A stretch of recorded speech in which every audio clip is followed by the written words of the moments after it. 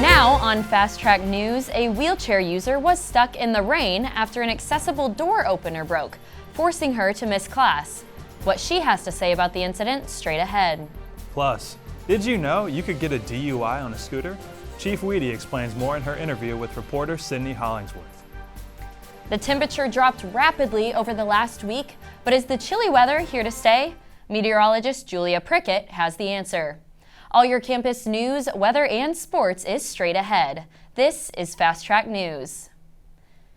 Good afternoon, Boilermakers. It's Friday, November 3rd. I'm Ellie Akra. And I'm Alex Kuban. And our top story today, a wheelchair user was stuck in the rain outside Lilly Hall last week.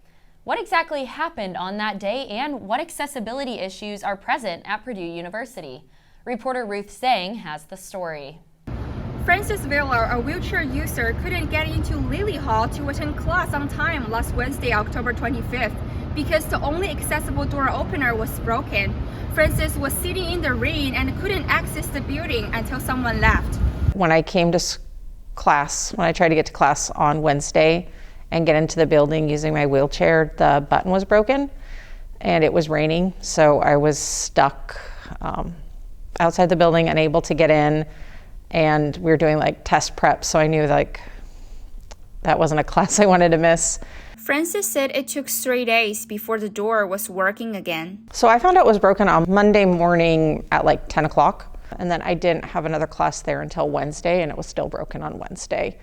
It wasn't until Wednesday night that it was fixed. Feeling Tinsley, the honors advisor and a wheelchair user himself, says he's reported other accessibility issues and claims those issues never got fixed. With a door issue, it took maybe about a week, maybe not even a week, honestly. But that is the only issue that I have seen get fixed. Out of all the issues that I've reported myself, only the door button getting fixed has actually happened. Francis told Fast Track News they emailed the Disability Resource Center. They said they also filled out an accessibility concerns form from the Office of Institutional Equity, or OIE.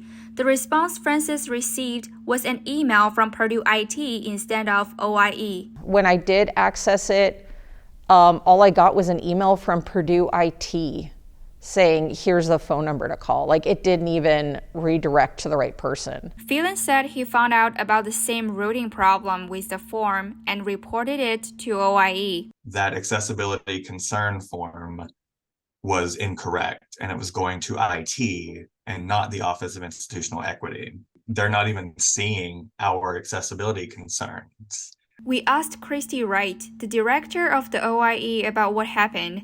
In an email, she told us they were notified of the issue last week and it has been fixed now. Francis and Phelan said the door issue is not the only accessibility problem at Purdue. There's 2 restrooms on the entire campus that a wheelchair user can use.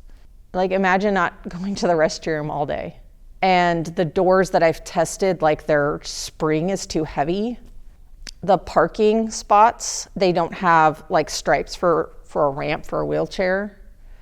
Like, again, I think I've seen that 2 or 3 times on the entire campus, and most of them are too narrow. There are missing sidewalks. There are holes in sidewalks, Students leave scooters and e-bikes right in the middle of sidewalks, and wheelchair users can't get around them. To address the accessibility issues on campus, Phelan emphasized that Purdue needs more voices and active listening. We really do. We need more voices. We need louder voices. I want professors to listen to their disabled students and their coworkers to really hear what we need and what will make this campus better. Something so important to mention is that accessibility literally does help every single person. Reporting from West Lafayette for Fast Track News, this is Ruth Zhang. It was a chilly start to the week. Did you turn on the heat yet, Alex? I turned it all the way up. We may be able to give the heater a break this weekend, though. Meteorologist Julia Prickett is here with the first look at the forecast. What do you think, Julia? After a chilly past week, we're starting to see an increase in temperatures. For today, partly cloudy skies here in West Lafayette, high at 56 degrees with a low of 43. Wind speeds anywhere from 14 to 18 miles per hour with gusts in the mid-20s. So it's certainly going to be a breezy Friday morning and into your afternoon as well. So taking a look at our hourly forecast for today, for noon, 48 degrees. We have a nice sustained wind coming from the south-southwest, pretty consistent all day long. And by 3 p.m. we'll reach our high of the day of 55 degrees, and then we'll stay consistent for the most part for the rest of the evening into our overnight hours for Saturday. I'll break down more of the upcoming forecast coming up in just a few minutes. Purdue Global announced its first extension to a military base, the Vandenberg Space Force Base in California. The announcement came Tuesday after a ribbon cutting took place on the base October 4th. According to Purdue, the office will serve the educational needs of military-affiliated students and the surrounding base community. The extension comes as the university is increasing marketing and expansion efforts for Purdue Global, which is Purdue's online university geared toward working adults. Purdue Global joins the University of Maryland Global Campus, National University, and Allen Hancock College in the extension to support service members and their families in their educational and career goals. Vandenberg Base was previously an Air Force base until it became Vandenberg Space Force Base in 2021. There's been a lot of buzz on campus about VO scooters, but if you have a buzz while riding one, you could be charged with a DUI. Reporter Sydney Hollingsworth has the story. Many Boilermakers take advantage of the VO scooters available around campus to get from place to place quickly. However, riding one after a night out isn't the best idea. Intoxicated operation of an electronic motorized personal vehicle, as the Purdue Daily Crime Log calls them, is grounds for a DUI charge. I spoke with students on campus to see how much they knew on this matter. Did you know that you could get a DUI if you operate a VO scooter while intoxicated? No, I just rolled my first one like 2 days ago, so. Did you know that you could get a DUI from riding a VO intoxicated? I did, yeah. How did you find out? I think my friend got one. I've seen people who seem like they are probably intoxicated, but I didn't know them and I hadn't talked with them, so I wasn't 100% sure, but sadly, yes. I don't think I've seen any crashes with the VO scooters, but I've seen some that have been pretty close. Next, I talked with Chief of Purdue Police Leslie Weedy to learn how an officer spots an intoxicated person operating a vehicle. Usually when an officer, makes a traffic stop, a lot of times they might be stopping somebody for a traffic infraction, which might lead to further investigation because of the odor of alcohol in the vehicle. So that can lead to other things. And sometimes you hear of a drunk driver that somebody might be weaving on the roadway, crossing the center line, which crossing left to center is a traffic infraction and you can be stopped for, absolutely. So there's different signs that you can look for impaired drivers. Because electronic vehicles must follow the same laws as cars, the same would apply to VOs. So, after a night out, instead of getting behind the wheel or on a scooter, call a sober friend, an Uber, or get those steps in and walk home. Keep your fellow Boilermakers safe. I'm Sydney Hollingsworth, reporting for Fast Track News. With the cold weather upon us, have a ride plan in place before you head out so you're not stranded in the cold to figure out how to get home. Some faculty members recently received emails inviting them to a foreign talent recruitment program. The Executive Vice President for Research sent out an email stating that these are considered malign foreign talent recruitment programs. They are prohibited by federal funding agencies, and many government organizations view them as a threat to our own national research. Be cautious if you receive an invitation to an international program, and if you have any questions, reach out to Purdue Research's security team. Elizabeth Wagner or Stefani Buster for more information. Up next, imagine having a dog at school to lift your spirits or ease your worries about an upcoming test. Alfie the dog is an emotional support animal here on campus that does that just for any students willing to see him. And still to come, the first flurries of the season were seen drifting to the ground on Halloween. Stick around for the whole story after we return. Football. It's the best time of the year. You know what else is great? The world's largest and fastest mascot. You can't have Purdue football without the trains. Look for the Reamer Club outside Stewart Center, 12 to 5 p.m. on Fridays before home football games, for your chance to ride the Boilermaker Special for free. See you then!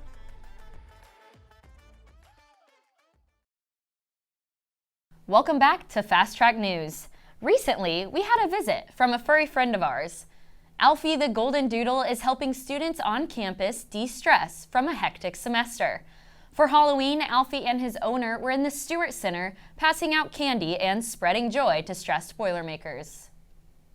Essentially, he is just the cutest dog on the face of the planet, and everybody just smiles. He makes everybody smile that looks at him.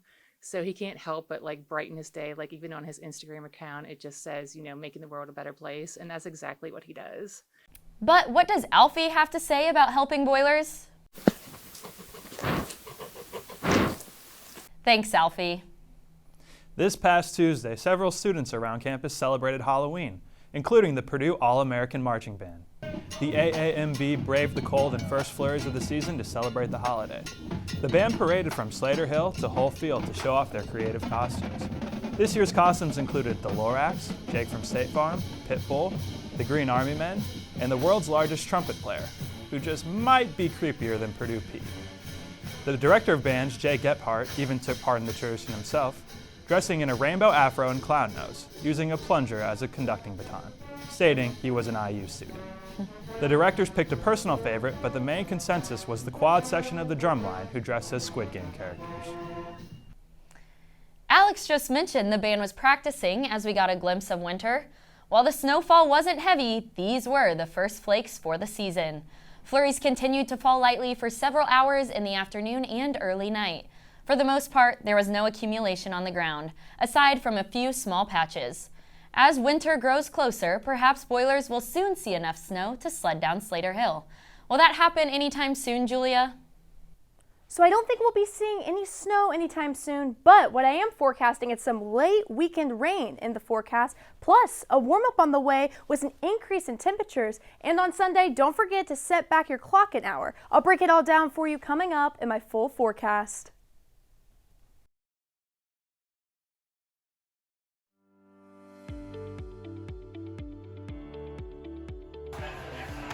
Are you looking for a new hobby? Or do you want to have a fun evening with your friends?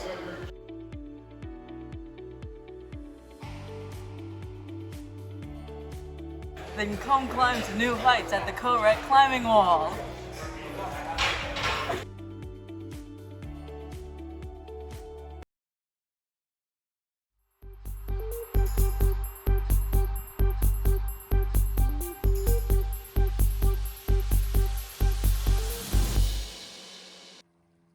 Welcome back. Currently partly cloudy skies here in West Lafayette on Purdue's campus with a high of 56 degrees and a low of 43. We have a nice winds coming from the south-southwest, anywhere from 14 to 18 miles per hour with gusts in the mid-20s. So for your hourly forecast for today, again at noon currently 48 degrees. Will increase in temperatures, but our high for the day will be around 6 p.m. with a high of 55 degrees. Again, sustained winds all day long coming from the south-southwest, and then by overnight hours we'll be back in the upper 40s. Now for tomorrow, the Boilermakers head to Michigan to take on the number 2 6-0 Michigan football team. So if you are headed up to Michigan, it's certainly going to be a chilly one. So here's your forecast for your game day. So 10 a.m., maybe starting to tailgate outside, 44 degrees, a little bit of sunshine, but then we'll start to increase in some cloud coverage as we move on throughout our Saturday activities. By 2 p.m., 52 degrees, a nice south-southwest winds that we're getting here in Indiana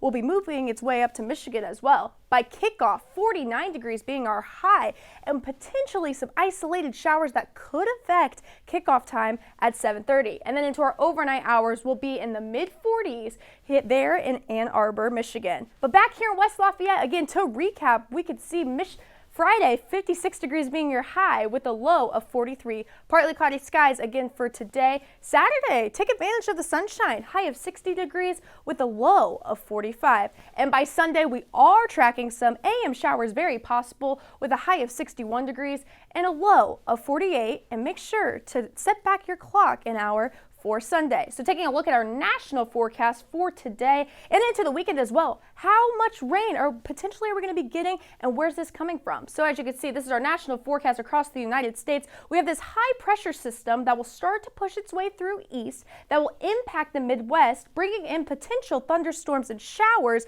for late Sunday and into Monday as well. This will also impact our weather coming into next week. So let's recap our 7-day forecast again for Friday, high of 56 degrees with a low of 37. Moving into the weekend, we'll see an increase in some temperatures in the mid-60s. 64 for Saturday and 65 for Sunday. Low 40s for the next week or so. 65 for Monday with isolated showers very possible with that system moving through.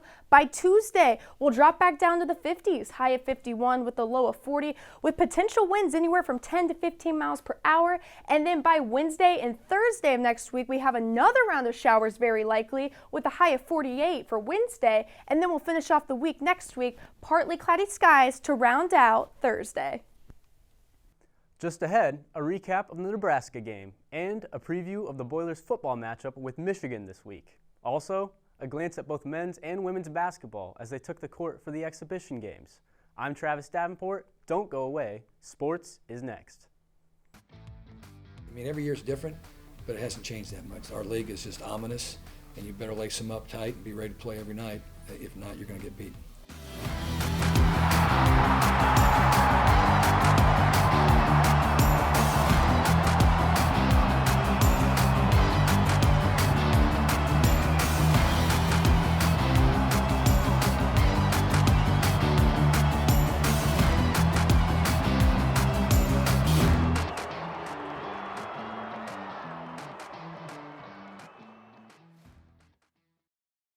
After a disappointing 3-game losing streak, the Boilermakers are back this weekend to take on perhaps their greatest challenge of the season.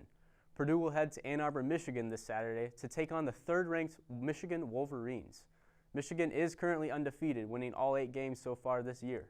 The Wolverines have been dominant over the last few seasons, winning their last 20 matchups versus Big Ten opponents. With only 2 wins so far and needing 6 for bowl eligibility, the Boilermakers will have to stun Michigan and win the remaining 4 games. Purdue men's basketball is back in full swing as the Boilermakers were able to get one last tune-up matchup before the season begins. On Wednesday night, Purdue took on Grace College in their last exhibition matchup. Purdue set the tone early, going up 50-28 at halftime. After the break, it was all Purdue as the Boilermakers scored the first 15 points of the second half. The most exciting moment of the night happened early after halftime as the 7'4" National Player of the Year, Zach Edey, attempted a 3-point shot. While the shot was off the mark, it had Mackey Arena buzzing, and Edey leads the way with 19 points and 9 rebounds as the Boilermakers win 98-51. Purdue's first regular season matchup is set for a Monday night at Mackey against Samford. Tip-off is set for 6:30. The Purdue women's team also had their last exhibition matchup of the season this past Sunday. The game took place at Mackey Arena with the Boilers facing off against Quincy University. Purdue started off the game strong, but took it to another level in the second half, at one point going on a 33-0 run. This run ultimately put the game away as Purdue goes on to win 106-45. Junior guard Jayla Smith led the way for the Boilers, finishing with 20 points. The biggest news, however, comes from the freshmen, as the new group accounted for 47 of Purdue's points. The Boilers will begin their regular season with a difficult matchup against 4th-ranked UCLA on Monday. After a 2-week bye, the Purdue Boilermakers returned to the rugby field, facing off against Indiana. Despite their best efforts, Purdue fell short with a final score of 15-43. In the second matchup, the Boilermakers put more of a fight on, but ultimately still came up short with a final score of 17-18. Next up, they will face Michigan, gearing up for the first round of the Big Ten tournament this Saturday. A big change has been announced regarding Purdue women's soccer. Athletic Director Mike Babinski revealed that a change is coming to the head coaching position. Coach Drew Roth, who has led the Boilermakers since 2015, will be stepping down. Under Roth, the Boilers amassed a record of 62, 78, and 21. The Boilermakers made 3 appearances in the Big Ten tournament and 1 NCAA tournament appearance. In a statement from the athletic department, Babinski thanked Coach Roth for his commitment to the program. He also says that Purdue Athletics has initiated a nationwide search for the next coach. Purdue baseball hosted their 3rd annual Halloween Bash at Alexander Field this Monday. The event featured the Purdue baseball team in a 2-inning scrimmage. The scrimmage was a lighthearted event with all the players wearing Halloween costumes while attempting to play baseball. Fans and spectators in the stands were encouraged to show up in costume as the team handed out candy to trick-or-treaters after the scrimmage. Fans in attendance were also able to claim a voucher redeemable for 1 free ticket to any regular season home game for the 2024 season.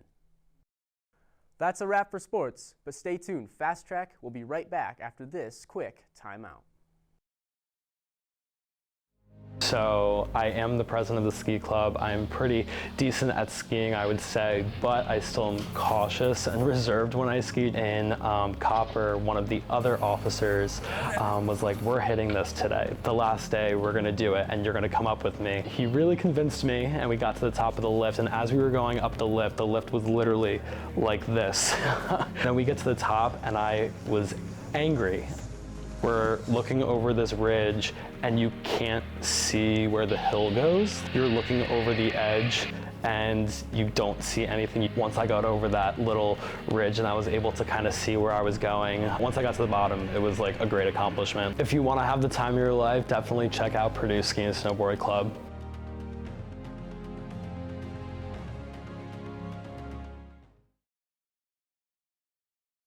Now it's time for our question of the week. What classes do you recommend to other students? Sarah Foodie asks students what they thought. What's a class you recommend to other students? I think Anthropology 210, Technology and Culture, I think. Yeah, it would be really helpful. I like EAPS 106. It's the Science in the Cinemas class. It's known as the movies class where you just like watch a movie and you talk about the weather like in it. So it's like you might watch the movie Twister and then you talk about like tornadoes for a couple weeks. So yeah. I would say Poll 204, Spies and Lies, is a good one for any political science majors. I would highly recommend taking a political science class or maybe even a writing class for communications. I think that would really help for like writing papers as well as learning how to communicate. Definitely EAPS 106 if you have the chance to take it with Professor Freed. Say data mining, I think it's Management 173. It's a pretty good basic startup for, advanced analytics courses that you might want to take. I recommend taking Tech 120 because that really helps inspire innovation and teamwork. I really recommend the class CNIT 344 because you're going to be spending a lot of time in real industry like server rooms and stuff like that. And Julia's back with a final look at the forecast. Can't wait to be back in the 60s, Julia. A final check at your forecast. We will be back in the 60s relatively quickly by this weekend. Saturday and Sunday being back in the 60s, 64 for Saturday and 65 when you set back those clocks on Sunday. By Tuesday for Election Day, 51 degrees will be our high, and then we'll get back down in the 40s with showers very likely for Wednesday, and then we'll round out next week with another front pushing through with partly cloudy skies and back in the 50s. To see the flurries from Tuesday and a look at basketball updates, check out our Instagram at Purdue Fast Track News.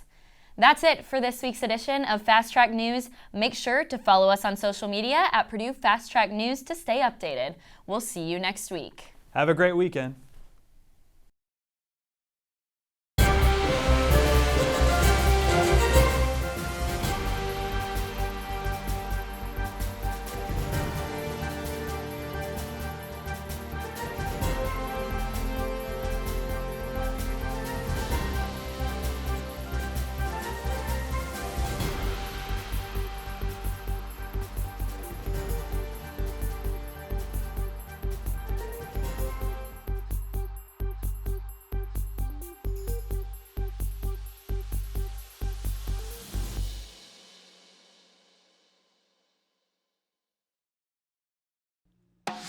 If you had to describe Purdue University in one word, what would you choose?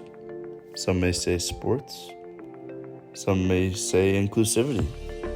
Some may say engineering. What if there was a club on campus that could do all three at the same time? Well, let me introduce you. Actually, let's let them introduce you to Rise Purdue.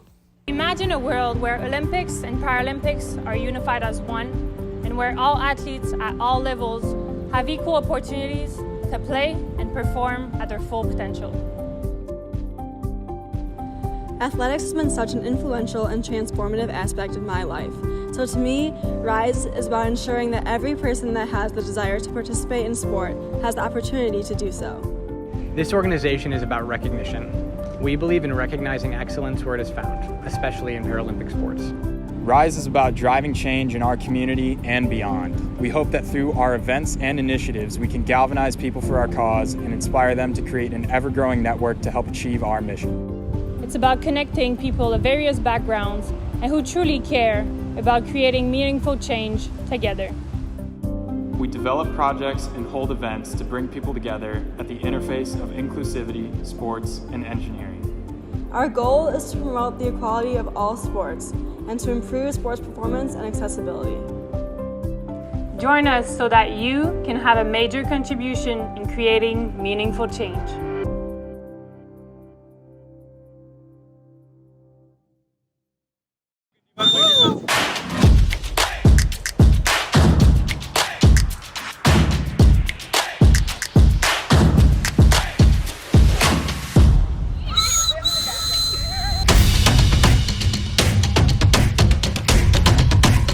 We are energetic, we are motivating, and we are unique.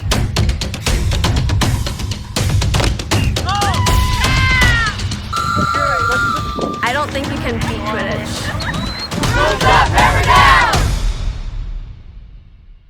Do you enjoy being a Skull? I enjoy it quite a bit. Why? Love the guys, love being around everyone, love the energy, and love just being able to walk into my house, say, you know, he's down to go to Canes, or he's down to go do this, go do that. Just having like 5 guys, like, hell yeah, let's do it. Brother has, you know, own brother's back, and like, you know, I can go to them for anything. You definitely learn to work with people. Obviously, not everyone's gonna agree all the time. You get really good at just finding compromises, trying to make the best work for everyone. How would you describe Skulls? Being a Skull is for life, but the Brotherhood's for eternity.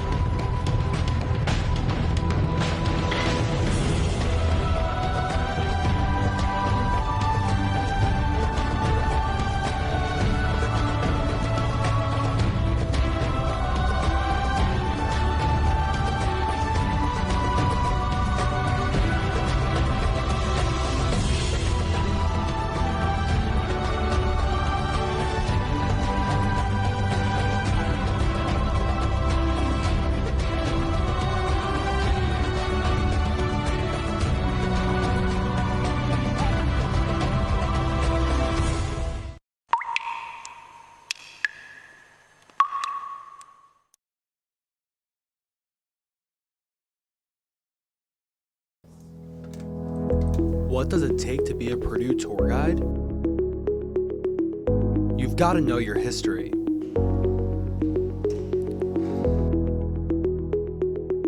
You have to know your facts.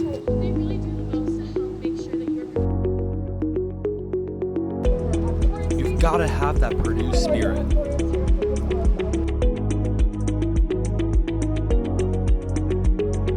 And you have to walk backwards. 3, 2, 1, go.